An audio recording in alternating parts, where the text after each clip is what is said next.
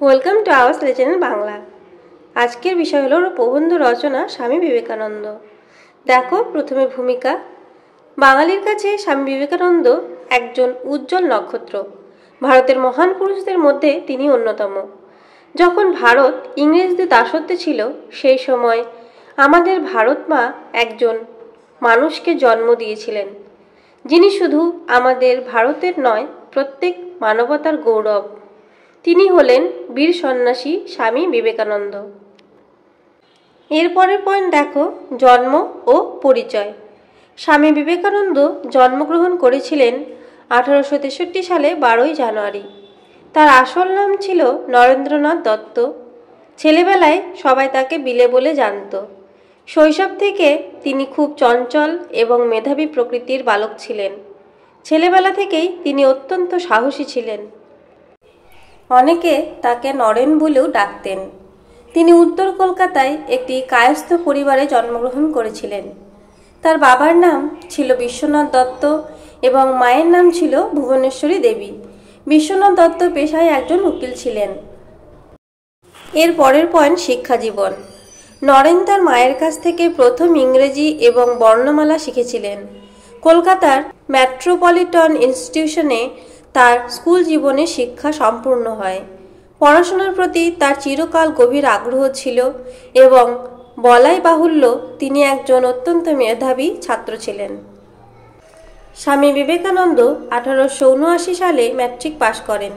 Matric পাশ করে তিনি Presidency কলেজে এবং তারপর স্কটিশ চার্চ কলেজে ভর্তি হন দর্শন নিয়ে পড়াশোনা করার জন্য। প্রেসিডেন্সি কলেজে পড়ার সময় তিনি প্রবেশিকা পরীক্ষায় প্রথম বিভাগে উত্তীর্ণ হন।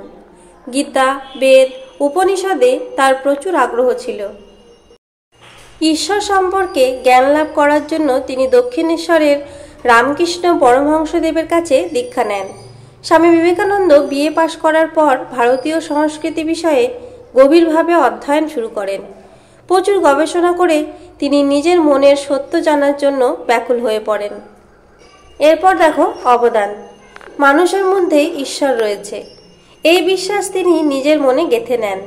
সারা ভারত ভ্রমণ করে স্বদেশপ্রেমী মুগ্ধ হয়ে নিজের জাতি, নিজের দেশকে সকলের কাছে তিনি তুলে ধরেছেন।